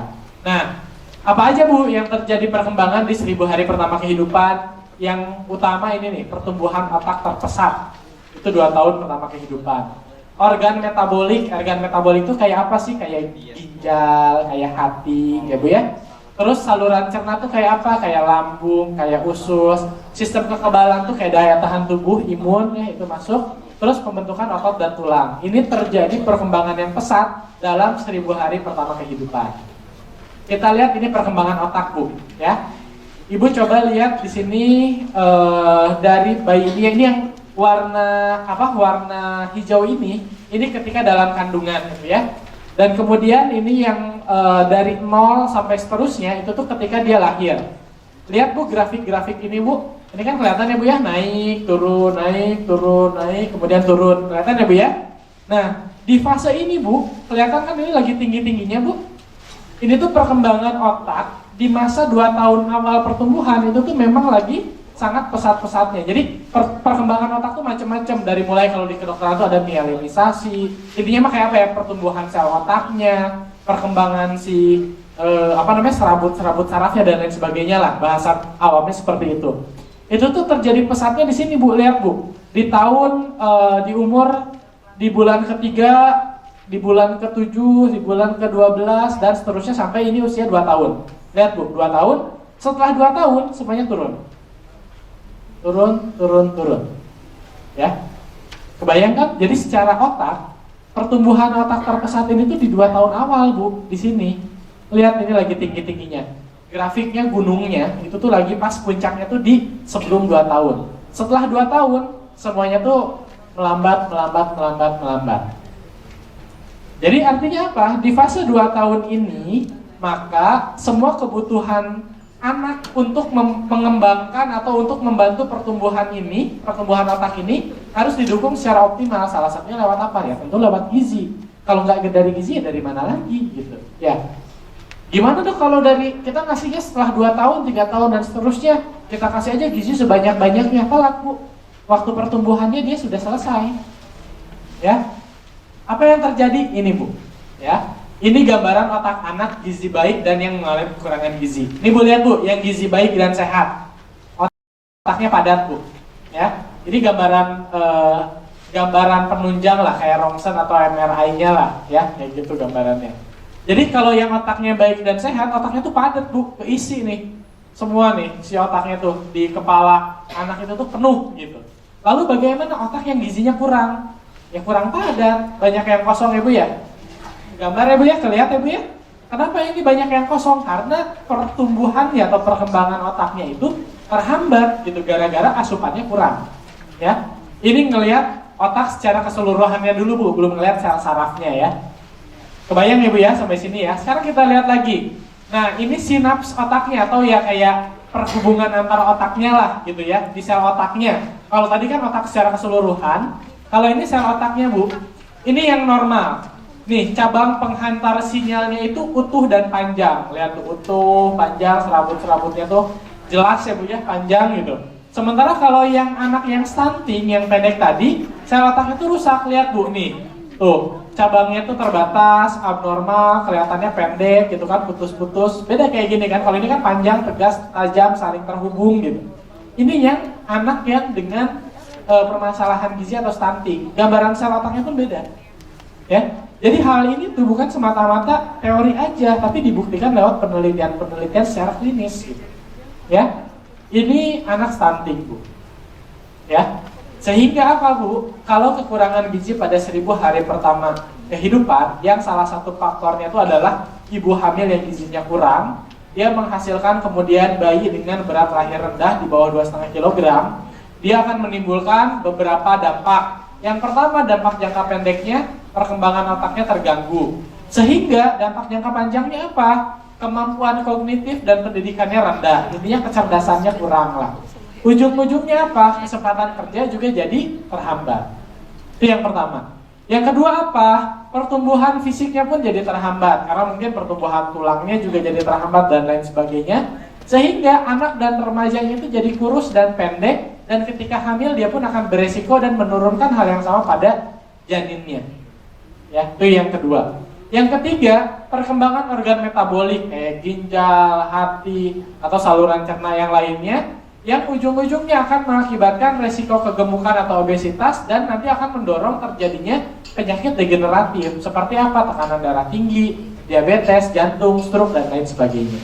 Ya, jadi kenapa sih Dok? Yang sering banyak pertanyaan itu adalah kenapa sih dari stunting kok bisa jadi penyakit tidak menular? Gimana mekanismenya? Nanti akan saya jelaskan. Karena kalau otak kan tadi jelas ya, oh asupan nutrisi untuk pembentukan otaknya berkurang, sehingga pertumbuhan otaknya terhambat, makanya anaknya kurang cerdas dan susah dapat kerja. Oh kalau yang ini mah, ya memang pertumbuhan tulangnya mungkin atau sel-sel tubuhnya tuh ototnya berkurang, makanya anaknya kurus dan pendek, makanya nanti pun ketika hamil beresiko. Tapi gimana sih ceritanya kalau yang anak kurang gizi bisa nimbulin penyakit diabetes atau hipertensi gitu? Itu kan yang sering bingung ya, nanti akan dijelaskan Bu. Ya, intinya bisa seperti itu. Nah, ngomongin pertama kecerdasan tadi juga udah dibahas ya Bu ya sama Dr. Yeti.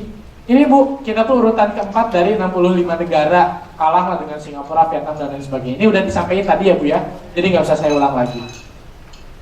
Nah, yang selanjutnya Bu, ini ngomongin penyakit kematian tertinggi di Indonesia tahun 2014 yang dirilis oleh Kompas tanggal 18 Mei 2015. Lihat Bu, 3 penyakit tertinggi penyebab kematian itu adalah penyakit tidak menular. Apa aja? Stroke, jantung dan pembuluh darah, diabetes mellitus dan komplikasinya.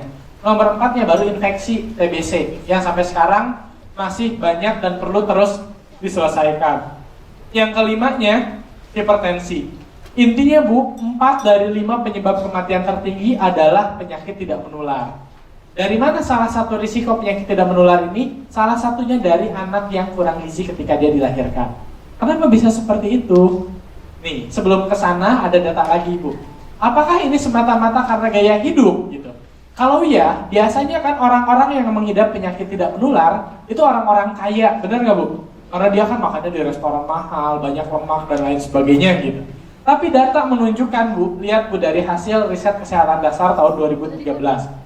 Penderita penyakit tidak menular ya di Indonesia itu tuh ada 48,6%. Artinya apa? Hampir setengahnya seluruh penduduk Indonesia mengidap penyakit tidak menular, baik itu hipertensi, diabetes, obesitas, kanker. Jadi gabungan dari semua penyakit tidak menular itu 48,6%. Lalu kita lihat yang termiskin dengan terkaya, memang masih mayoritas terbanyak di orang terkaya, 53,2% itu orang-orang kaya. Tapi orang miskinnya, orang yang paling miskinnya aja ada sekitar 45,2%. Angkanya nggak beda jauh, Bu. Kebayang nggak, Bu? Jadi sekarang PTM itu bukan lagi jadi penyakit orang kaya yang kalau dulu tuh anggapannya seperti itu. Sekarang orang yang paling kaya sama orang yang paling miskin ibaratnya proporsinya tuh sama gitu. Ya, seperti itu Bu gambarannya. Kok bisa, Dok? Gitu. Nah, ada yang namanya generasi yang hilang. Tapi sebelum kesini kita coba jawab dulu deh pertanyaan yang tadi ya Bu ya. Nih Bu, ini secara kedokterannya ya Bu ya, ada respon janin terhadap perubahan gizi ibu melalui mekanisme developmental plasticity. Ibu nggak harus tahu lah developmental plasticity itu apa. Jadi intinya gini Bu, nih di sini dikatakan apabila janin mengalami kekurangan gizi, maka janin itu akan melakukan penyesuaian dengan berbagai cara. Jadi gini, ibunya kurang gizi. Janin kan dikandung dalam rahim ibunya kan. Ketika nutrisinya kurang ke dalam janin tersebut, maka janin itu tuh akan melakukan penyesuaian. Penyesuaiannya dengan cara apa? Nih, mengurangi jumlah sel, mengurangi kecepatan pertumbuhannya, mengurangi ukurannya, dan lain sebagainya. Itulah yang dinamakan dengan developmental plasticity. Tapi Ibu nggak harus tahu itulah. Intinya, si janin itu akan menyesuaikan dengan asupan nutrisi yang diterima oleh ibunya. Menyesuaikannya dengan cara apa tadi? Jumlah selnya dikurangi, ukurannya dikurangi, pertumbuhannya jadi melambat gitu ya. Terus akibatnya apa? Fungsi organ itu akan mengalami penurunan atau tidak optimal. Ya. Nah, contohnya gini Bu, bayi-bayi atau janin yang menghadapi lingkungan gizi terbatas dalam kandungan, dia itu begitu keluar, itu tuh masih butuh kebutuhannya itu hampir sama dengan di dalam janinnya. Tapi kalau misalkan di lingkungan pasca salinnya itu berbeda, misalkan tuh gizinya tuh bagus atau terlalu banyak langsung dikasihnya tuh nggak bertahap gitu ya, itu tuh akan menimbulkan ketidakcocokan. Ketidakcocokan tuh apa? Contohnya gini Bu, bayi itu di dalam kandungan gara-gara nutrisinya kurang, maka organ penghasil insulin itu tuh fungsinya pun nggak optimal. Sehingga apa? Dia tuh mengeluarkan insulin. Insulin itu yang merubah gula dalam tubuh lah ya. Yang merubah gula dalam tubuh itu pun dihasilkannya tuh nggak banyak ketika lahir. Nah begitu dikasih asupan gizi yang berlebihan, kan insulinnya tuh belum optimal. Dia cuma bisa ngasilinnya segitu. Ketika akhirnya gizinya terlalu banyak diberikan pada pasca lahir yang tidak dilakukan secara bertahap tadi, maka si insulinnya kan nggak kuat mengubah gula sebanyak itu untuk disimpan di dalam tubuhnya untuk bertumbuh dan berkembang. Sehingga apa? Resiko terjadinya penyakit tidak menular seperti diabetes mellitus itu tuh lebih tinggi. Karena apa intinya? Karena intinya tuh perkembangannya nggak optimal. Begitu lahir gitu, dia mendapat ada gap lah, atau ada ketidakcocokan antara asupannya dengan kesiapan tubuhnya menerima beban gizi seperti itu, makanya terjadi gangguan metabolisme. Itulah kenapa jadi ibaratnya tuh gennya tuh dibentuk gara-gara masalah tadi, ketidaksesuaian antara kemampuan tubuhnya dalam melakukan pencernaan terhadap gizi yang diberikan pasca lahir. Nah, makanya untuk anak-anak kurang gizi Bu, itu tuh nggak sembarangan pengobatannya atau pemberian makanannya. Dia harus ada tahapan-tahapannya yang itu dilakukan oleh tenaga kesehatan. Makanya untuk anak-anak yang kurang gizi, BBRR gitu, itu tuh yang pertama rujuk dulu ke puskesmas. Nanti dari puskesmas kan dikasih programnya seperti apa. Setelah itu baru ibu-ibu kader melakukan pendampingan gitu. Ya, jadi kompetensinya untuk gizi buruk mah bukan oleh kader Bu. Ya, kader itu hanya melakukan screening atau pendeteksian awal. Sehingga apa? Sehingga begitu itu ketahuan, ya ibu-ibu langsung merujuknya ke tenaga kesehatan. Ya. Nah ini yang tadi saya sebutin Bu, pertumbuhan fisik, perkembangan otak, dan perkembangan organ metabolik gangguan. Nih pankreas yang memproduksi insulin untuk metabolisme zat gizi itu lebih sedikit. Karena apa? Karena kan memang ya gizinya kurang, jadi perkembangannya pun jadi lebih sedikit. kalau diberikan nih bayi di bawah 2.500 gram ternyata diberikan zat gizi berlebihan, si insulinnya nggak mampu melakukan metabolisme karbohidrat secara optimal yang berakibat gula darahnya itu tinggi dan menimbulkan resiko kegemukan dan juga diabetes. Ya.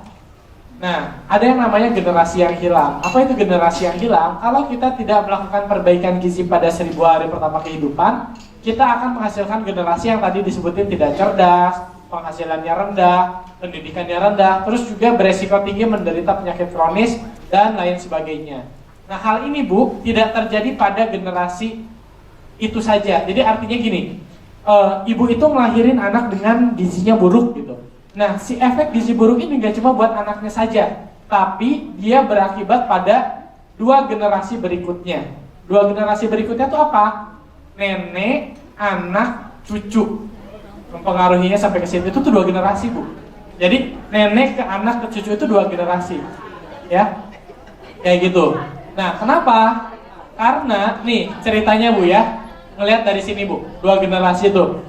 Nih, si nenek, kenapa nenek misalkan nih anak dilahirkan kurang gizi ya, akhirnya dia menikah, punya anak, kemudian anak itu punya cucu gitu. Nah, si orang yang kurang gizi ini ketika dia jadi nenek-nenek, ya, nih si nenek ini akan mewariskan gen dalam pembuatan sel telur atau ovum cucunya. Kenapa? Karena si nenek ini kan nanti melepaskan gennya itu kan pada ibunya, ya kan? Nah, si ibu ini akan melepaskan sel telurnya itu kan untuk menjadi anaknya. Dan si bapaknya, belum lagi kan dari si bapaknya juga misalkan memang mewariskan gen juga, jadi semakin kuat. Belum ditambah memang dari faktor-faktor lainnya seperti yang ibu-ibu bisa lihat lah. Tapi intinya Bu, jadi si stunting itu atau si permasalahan gizi buruk itu tidak selesai pada anaknya saja. Karena gennya itu tuh akan diturunkan kepada anaknya, dan dari anaknya akan diturunkan kepada cucunya. Jadi bisa mengakibatkan dampak itu pada 2 generasi, bukan hanya pada 1 generasi. 1 generasi makan ibu ngelahirin anak itu 1 generasi. Tapi anak yang ngelahirin cucu itu 2 generasi, ya, kayak gitu. Nah, ini yang tadi saya bilang nih, nenek mewariskan gen pembuatan sel telur calon cucunya. Kenapa? Karena kan ibu dari si cucunya ini membawa gen dari neneknya, belum lagi dari bapaknya kan. Nah, sehingga apa? Pemberian zat gizi yang cukup dimulai sejak prakehamilan agar gizi ibu sebelum hamil baik dan berada dalam lingkungan gizi yang cukup agar janinnya bisa tumbuh dan berkembang optimal. Berdasarkan penelitian Bu, lihat di sini. Kalau ini dilakukan dengan baik, maka akan memutus rantai 100 tahun kurang gizi dan menurunkan resiko PTM di usia dewasa. Jadi, kalau si anak kurang gizi atau si rantai permasalahan gizi itu di stop lewat pemberian masukan makanan dan gizi yang baik sebelum kehamilan, saat kehamilan, saat anak itu dilahirkan dan sampai anak itu berkembang menjadi usianya 2 tahun, ketika anak itu bisa diselamatkan, maka dia akan memberikan dampak pada 100 tahun generasi yang akan datang. Itu berdasarkan riset Bu. Hitung-hitungannya gimana, saya juga nggak tahu ya. Tapi berdasarkan riset, kalau kita bisa mengatasi permasalahan dari 1 anak perempuan yang di 1000 hari pertamanya kehidupannya itu bisa dioptimalkan, maka kita bisa menyelamatkan 100 tahun alur gizi. Kata ahli Perhimpunan Dokter Gizi Medik itu seperti itu Bu. Ya, jadi dengan ibu menyelamatkan 2 tahun aja tadi kehidupan anak di 1000 hari pertama kehidupan itu, ibu bisa memberikan dampak jangka panjang pada permasalahan atau pada status gizi anak-anak di Indonesia untuk 100 tahun yang akan datang. Nah, faktor penyebabnya tuh kenapa sih Dok? Tadi angka-angka gizi buruk atau permasalahan gizi itu banyak banget. Ingat Bu, sekali lagi, kalau ngomongin gizi anak gitu ya, jangan cuma fokus pada anak. Tapi yang pertama dari faktor keluarganya, yang pertama adalah faktor ibunya. Jadi makanya kenapa perempuan itu perlu sangat dijaga gizi, asupan makan dan lain sebagainya, karena mereka yang akan hamil gitu. Kalau bapak-bapaknya gimana Dok? Kok dari tadi atau dari kemarin-kemarin nggak pernah dibahas? Ya kan bapak-bapaknya mah nggak akan mengandung ya Bu ya. Sementara kan anak itu hidup dari rahim ibunya. Kalau yang mengandung laki-laki ya pasti yang dibahasnya laki-laki Bu. Jadi ini bukan diskriminatif ya gitu. Dan memang fitrahnya seperti itu. Jadi yang harus dilakukan pembenahan secara banyak dalam asupan gizi itu ya ibu. Tapi Dok kan bapak juga membawa gen anaknya kan gitu. Ya tapi kan gennya kan nggak sesignifikan itu gitu. Ya karena selain gen, pertumbuhan anak itu kan dipengaruhi dari asupan gizi ketika dia dalam kandungan, dan itu dilakukan pada ibu. Ya, apa sih faktor penyebabnya? Nutrisinya yang kurang, terus apa infeksi, terus apa kehamilan pada usia remaja, jarak kehamilan yang pendek, hipertensi, kelainan genetik, ibu-ibunya ngerokok dan lain sebagainya. Jadi intinya ketika ibu jadi kader posyandu, ingat Bu, kalau ngomongin gizi maka diperhatikan juga masalah ibu hamilnya. Itu udah mati ya pointernya. Jadi nah ini diperhatikan ibu hamilnya Bu. Jadi di posyandu ibu hamil pun harus jadi fokus ibu-ibu sekalian, karena kalau ngomongin gizi anak gak cuma anak itu ketika lahir saja. Terus yang kedua Bu, penyebabnya kalau dari faktor keluarga selain dari faktor ibu, lingkungan rumahnya gitu. Apakah di lingkungan rumahnya anak itu suka dikasih stimulasi atau enggak gitu. Bisa jadi kan kalau anak-anak gak dikasih stimulasi, pertumbuhan dan perkembangannya bisa terhambat. Belum lagi lihat tadi sanitasinya seperti apa, rasa kasih sayangnya seperti apa, ketersediaan makanan seperti apa, terus alokasi jumlah makanannya seperti apa, dan lain sebagainya. Jadi faktor yang pertama yang mengakibatkan permasalahan gizi di Indonesia itu dari faktor keluarga. Makanya nanti ada bahasan tentang pola asuh dan dukungan keluarga besok Bu. Ya karena itu yang jadi salah satu penyebabnya permasalahan gizi di Indonesia. Yang kedua, ini jelas rendahnya asupan makanan yang tidak adekuat atau tidak cukup. Ini ketika anak itu lahir. Seperti apa? Yang pertama, rendahnya kualitas makanan yang tersedia. Jadi makanannya sih ada gitu, tapi kualitas makanannya yang nggak bagus gitu. Apakah cara mengolahnya yang kurang baik? Apakah komposisinya yang tidak cukup gitu? Nangkep ya Bu ya? Seperti itu. Jadi, Dok, anak siapa dikasih makan tiap hari dan dia juga mau, tapi kok kenapa gizinya kurang? Bisa jadi ini kualitas makanannya yang bermasalah. Ya. Yang kedua, perilakunya yang bermasalah. Apa? Pemberian asupannya yang jarang, pemberian asupannya yang kurang ketika anak itu apalagi ketika sakit, konsistensi makanannya misalkan yang terlalu cair, jumlah asupannya nggak sesuai, atau pemberian asupannya yang anaknya tuh ya ibaratnya selain kualitas yang rendah, yang kedua yang menjadi permasalahan itu adalah masalah perilakunya, pemberian makannya seperti apa gitu. Nah makanya besok